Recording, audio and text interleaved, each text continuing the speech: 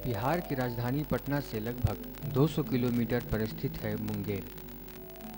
मुंगेर में यूँ तो कई ऐतिहासिक और पौराणिक स्थल हैं, जिसमें एक है मीर कासिम का किला।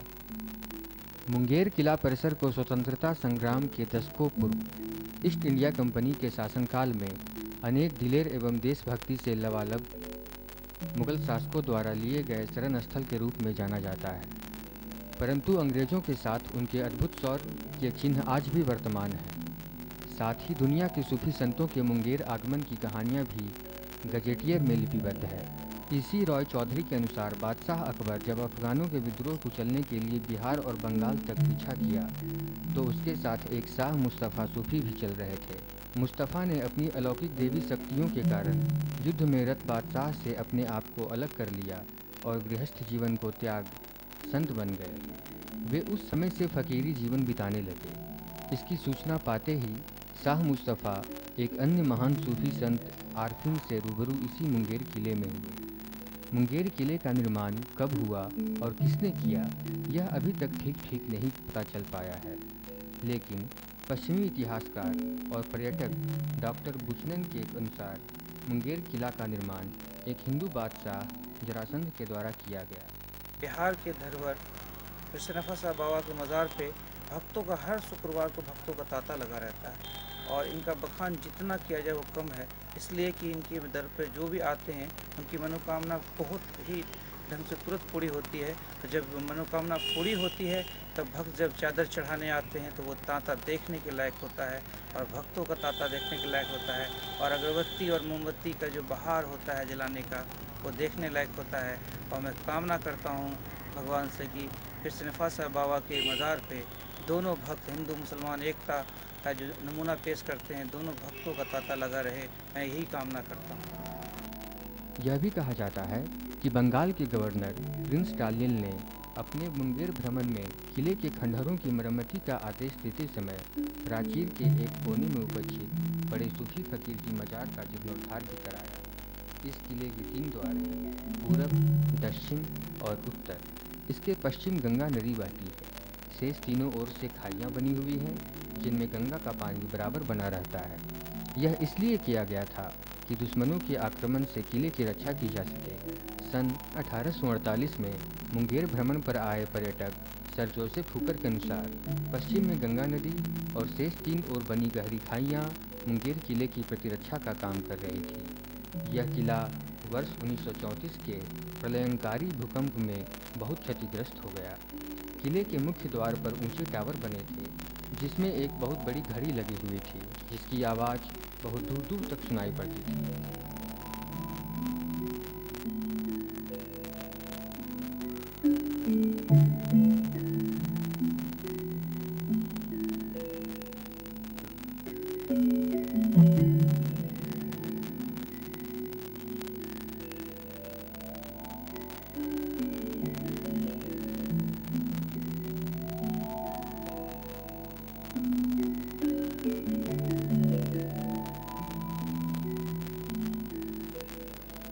घड़ी सहित अश्वखुर की आकृति का आकर्षक टावर वास्तुकला प्रेमी विदेशी कमांडर हार्शल डियर के द्वारा मरम्मत कराया गया। वह टावर घड़ी समेत ध्वस्त हो गया। इसकी मरम्मति 2008 में एक जिला पदाधिकारी के द्वारा कराई गई और नई घड़ी लगाई गई। इस घड़ी के बंद होने के बाद किसी ने ध्यान नहीं दिया। मीर कासिम बंगाल से मुंगेर आकर यहाँ अपनी राजधानी बनाए और मुंगेर किला के अंदर ही 2 वर्षों तक अपना आवास रखा। कहा जाता है कि किला परिसर के उत्तरी दिशा में एक ऊंची पहाड़ी पर अपना कार्यालय हेतु भवन का निर्माण किया। वह स्थल कर्णचौड़ा के नाम से प्रसिद्ध था, जहां एक शिला पर बैठकर राजा कर्ण प्रतिदिन ब्राह्मणों को 1 मन सोना दान किया करते थे। मीर कासिम ने अंग्रेज़ द्वारा मुंगेर पर आक्रमण किए जाने पर बड़ी मुस्तैदी से मुकाबला किया। यह किला अंग्रेजी सेना को कई दिनों तक अंदर प्रवेश करने से सुरक्षा कवच के रूप में काम करता रहा।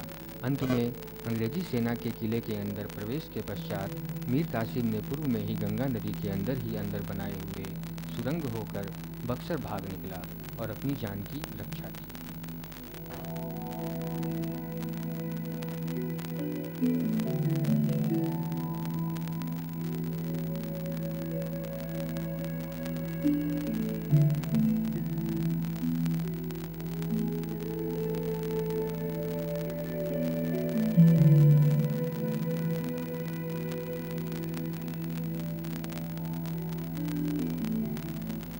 आज की तारीख में मुंगेर का किला भारतीय इतिहास के गौरवशाली पृष्ठों का एक अंग बन गया है, जिसकी दीवारों और उसके अन्य वास्तुकला प्राचीन कालीन हिंदू और मुस्लिम कला संस्कृति की एक विख्यात धरोहर बन गई है।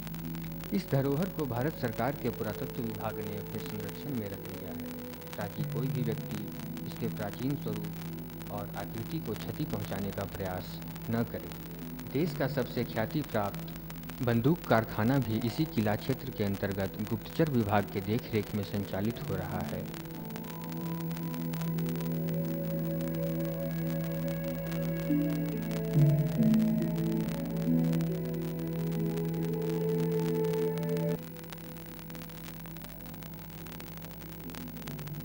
गर्म जल का यह झरना सीता मुंगेर शहर से 6 किलोमीटर पूरब एक सपाट मैदान में अवस्थित है। यह स्थल एक महान पर्यटन स्थल के रूप में देश के पर्यटन नक्शे पर आज विराजमान हो गया है। माँ सीता महाकाव्य रामायण की पात्र रही हैं। बिहार गजेटियर के लेखक PC रॉय चौधरी के अनुसार लंका दहन के पश्चात भगवान राम माँ सीता के साथ अयोध्या वापस लौटते समय मुंगेर में इसी स्थल पर विश्राम की और माँ सीता की अग्नि परीक्षा भी उन्होंने ली थी। किंवदंतियों के अनुसार माँ सीता अग्निकुंड में कूदने के पश्चात भी सकुशल जीवित बाहर निकल आई, तो वहाँ एक छोटे से कुंड के शीतल जल में स्नान कर अपने शरीर के ताप को विसर्जित किया। कहा जाता है उसी समय से उस कुंड का जल गर्म हो गया, जो आज भी उसी रूप में मौजूद है। यह कुंड लगभग 10 फीट लंबा और 4 फीट चौड़ा बना हुआ है। इसके जल का तापमान 134 से 136 डिग्री बराबर बना रहता है। यूरोप के पर्यटक जोसेफ हुकर ने 13 अप्रैल 1948 ईस्वी को मुंगेर का भ्रमण किया था। उसने सीता कुंड के गर्म झरने के जल का तापमान 104 डिग्री पाया। फिर 1890 में कर्नल वाडल ने अपनी यात्रा वर्णन में लिखा है कि वहाँ के पंडों ने उन्हें बताया कि पिछले 40 वर्षों तक कुंड का पानी का तापमान कभी भी कम नहीं हुआ। अभी जो हम जहाँ पर खड़ा है, ये जगह माँ सीता का कुंड है।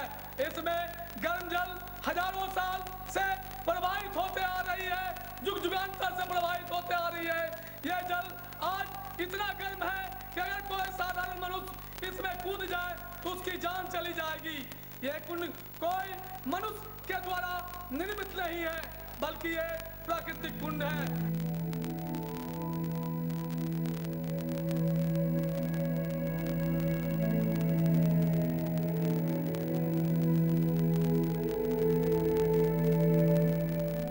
चंद मराठा राजाओं के आने और कुंड के पानी निकालने के पश्चात यह कुंड एकाएक शीतल हो गया था। इसे हुकर ने एक दैविक करिश्मा बताया है, जो उसके कुछ ही दिनों के बाद कुंड का पानी का तापमान पूर्व की भांति ऊंचा चला आया। कुंड आज भी उसी अवस्था में वर्तमान है, जिसका जल एक छोटे से नहर से बाहर निकाला जाता है, जहाँ नर नारी स्नान करते हैं और डुबकियाँ लगाकर संतोष प्राप्त करते हैं।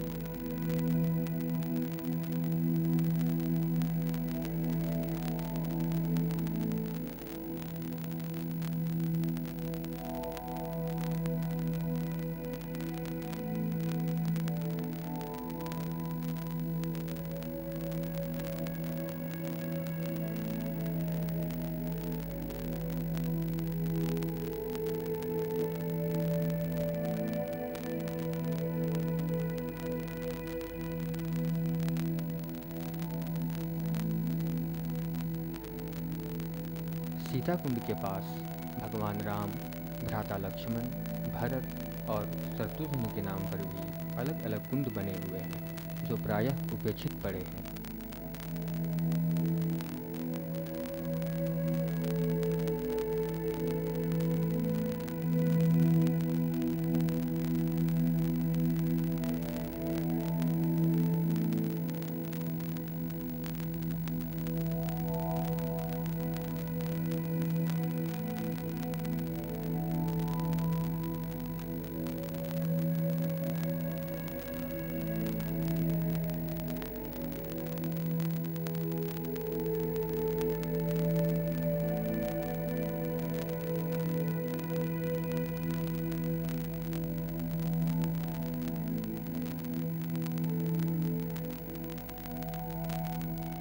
राज्य के मुंगेर प्रमंडलीय मुख्यालय में अवस्थित बिहार योग विद्यालय एक महत्वपूर्ण अंतर्राष्ट्रीय संस्थान बन गया है, जहां लोग रोज रोज की दौड़ धूप के बीच नैसर्गिक जीवन जीने की कला सीखकर जीवन की सार्थकता को सहज रूप में समझते हैं। इस योग विद्यालय की स्थापना मुंगेर में 19 जनवरी 1964 को बसंत पंचमी के शुभ अवसर पर स्वामी सत्यानंद सरस्वती के द्वारा एक छोटे से सुनसान स्थल पर गोयंका शिव मंदिर के पार्श्व में की गई। सत्यानंद जी इसके एक वर्ष पूर्व सन 1963 में मुंगेर आए थे। उन्होंने ऋषिकेश स्थित स्वामी शिवानंद सरस्वती के आश्रम में दीक्षा ग्रहण की। शिवानंद आश्रम में सत्यानंद जी धर्मेंद्र सिंह नयाल के रूप में एक प्रशिक्षु थे। उन्होंने योग विद्यालय की स्थापना मुंगेर में करने के पश्चात योग दर्शन के प्रसार और प्रचार में लग गए। उन्होंने मुंगेर में योग शिक्षा में प्रशिक्षित व्यक्तियों को देश के भिन्न भिन्न हिस्सों में इस काम के लिए भेजना प्रारंभ कर दिया।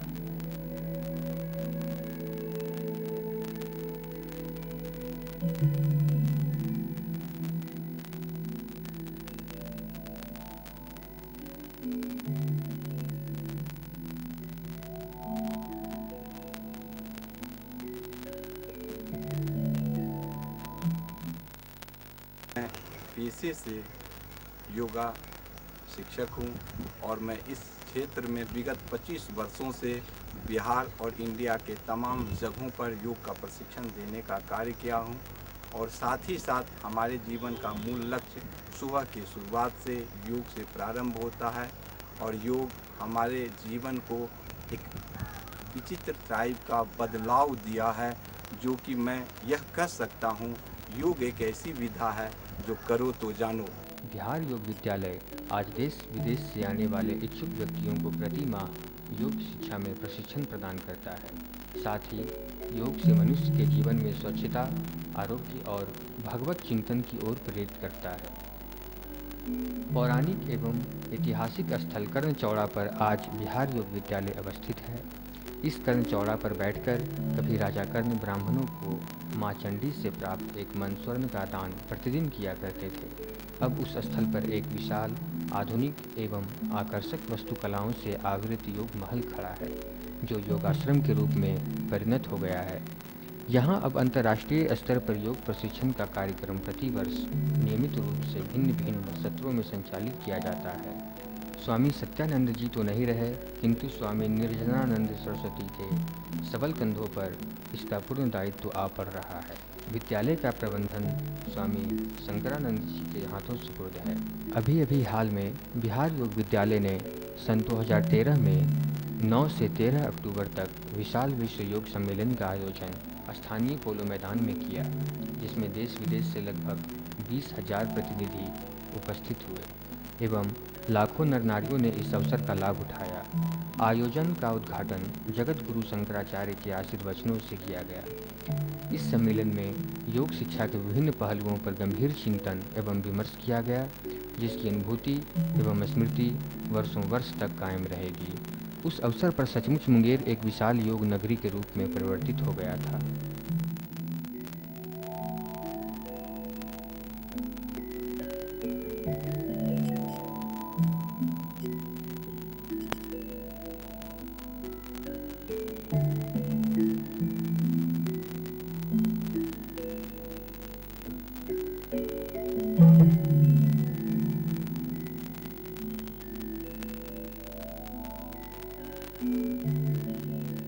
मुंगेर का ऐतिहासिक महत्व आज से हजारों वर्ष पूर्व इतना अधिक रहा कि दुनिया के भिन्न भिन्न कोने में रहने वाले सूफी संतों की नज़र मुंगेर पर पड़ी। उदाहरण स्वरूप एक महान सूफी संत का आगमन सन 1176-77 के आसपास फारस से भारत आने का प्रमाण मिलता है।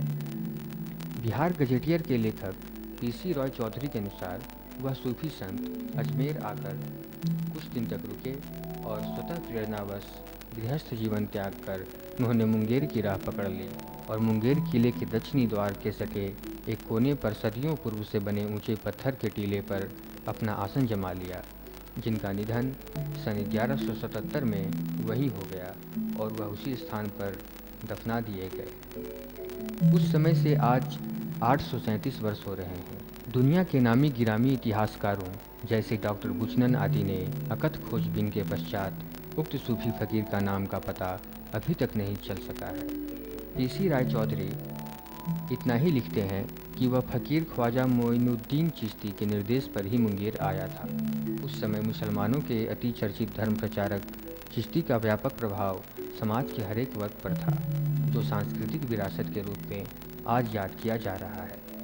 पीसी रॉय चौधरी के अनुसार शरीर त्याग करने के पश्चात उक्त सूफी फकीर के दैहिक आवरण को मुंगेर किला के दक्षिणी द्वार के पास ही एक अंधकार पूर्वक उपेक्षित जगह में दफना दिया गया। ऐसा प्रतीत होता है कि उसके 300 वर्ष तक संत अंधकारमय साये में रहे। 1497 में ईस्ट इंडिया कंपनी के द्वारा नियुक्त बिहार के गवर्नर प्रिंस डानियाल ने जब मुंगेर भ्रमण किया तो उस उपेक्षित मजार का जीर्णोद्धार करने का संकल्प लिया, क्योंकि उसे स्वप्न में ऐसा करने का निर्देश मिला था। प्रिंस डानियाल ने स्वयं अपनी उपस्थिति में उस मजार पर एक मस्जिद का निर्माण कराया, जो आज भी मौजूद है। उसी दिन से उस स्थान को पवित्र दरगाह का दर्जा मिल गया।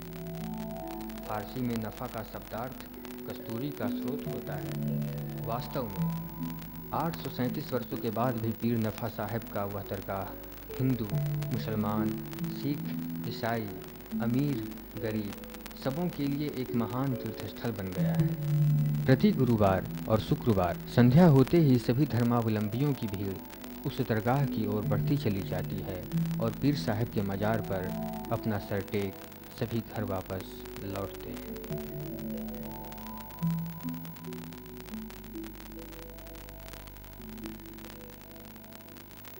अंगिका साहित्य में भी मुंगेर अग्रणी रहा है। आज भागलपुर विश्वविद्यालय से अंगिका विषय में पढ़ाई हो रही है। अंगिका में रामायण भी लिखा जा चुका है। कि भूल गेले अवधेश के नाम तदिए लगल मिथिलेश के गाड़ी।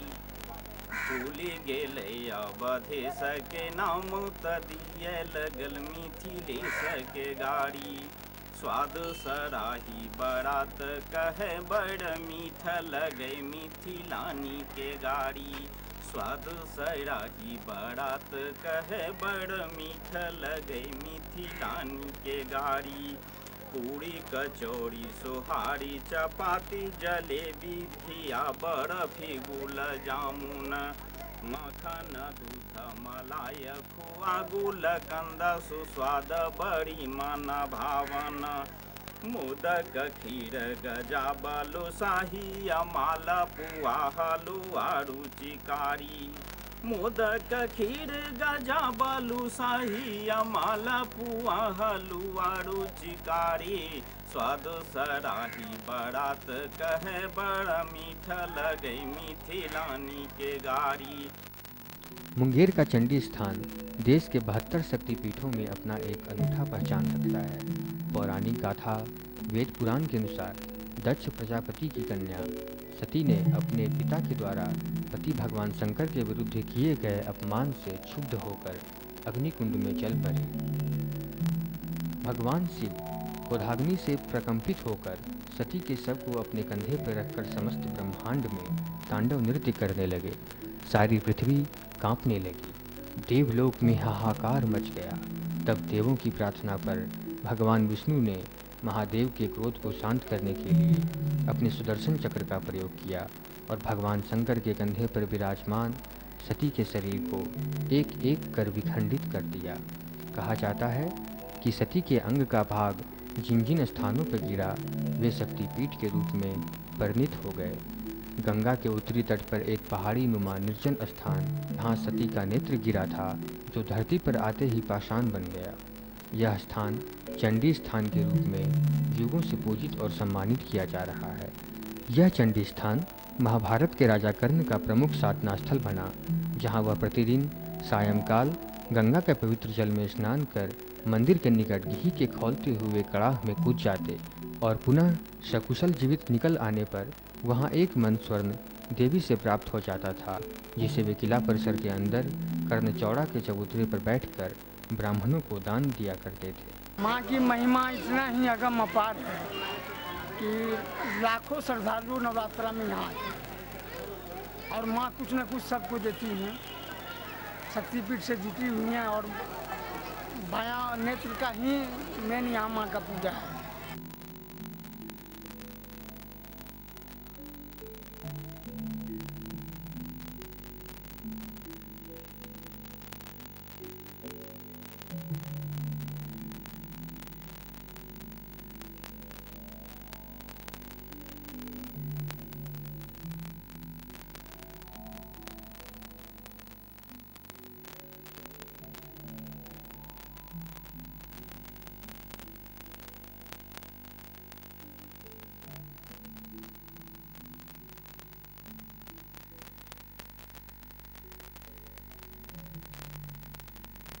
साहित्य के क्षेत्र में भी मुंगेर ने अपनी अमिट छाप छोड़ी है। मुंगेर की धरती ने अनेक साहित्यकार दिया, जहाँ अनेक देवी देवताओं के साथ परम शांति का अनुभव होता है और इस स्थान पर आकर मानो मैं अभिभूत हो गया हूँ। और मैंने यहीं से कहा था, अग्निमीले पुरोहितम यज्ञस्य देवम ऋत्विजम होतारम रत्नधातमम, कर रहा हूँ प्रार्थना मैं अग्नि की, ऋत्विक पुरोहित की कर रहा हूँ प्रार्थना मैं, यज्ञ के अधिदेव की, धनदेव की, अतिपूत की, देवता हूतक तथा सुरदूत की। तो मैंने अपनी काव्य की यात्रा का काव्यानुवाद यहीं से प्रारंभ किया था। मैं इस स्थान पर हूँ और यह स्थान धन्य है। गंगा जमनी शहर, गंगा का शहर, गंगा के तट का शहर, जहाँ उत्तर वाहिनी गंगा है और जहाँ एक और पहाड़ है, जहाँ से श्रृंगी ऋषि ने अपनी तपस्या पूरी की थी, जहाँ श्रृंगी ऋषि ने अपने तपोबल से इस स्थान का नाम मुद्गलपुर दिया था। मैं उस स्थान पर बैठा। यह स्थान अपने आदिकाल से बहुत ही समुन्नत रहा है। आज भी प्रतिवर्ष देश एवं विदेश के विभिन्न कोनों से दुर्गा पूजा नवरात्र के अवसर पर तांत्रिक यहाँ आकर अपनी तंत्र साधना करते हैं। बिहार गजेटियर के लेखक श्री पीसी राय चौधरी का कहना है कि देवी के प्रति तांत्रिकों की बढ़ती हुई आस्था इस बात का साक्षी है कि यह देवस्थल अत्यंत जागृत है।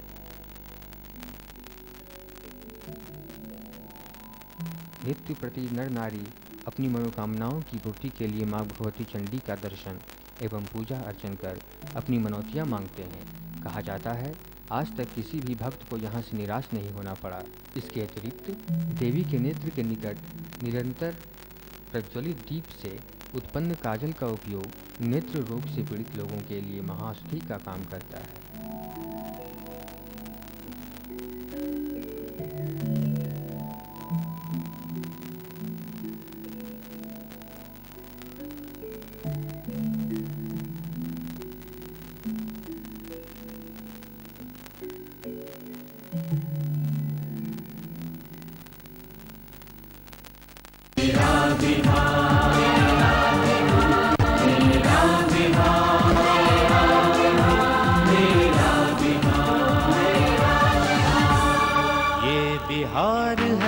जिसकी माटी चंदन सी पावन है, ये गौतम की तपोभूमि है, गंगा का आंगन है। ये बिहार है जिसकी माटी चंदन सी पावन है, ये गौतम की तपोभूमि है, गंगा का आंगन है, गंगा का आंगन है, गंगा का आंगन।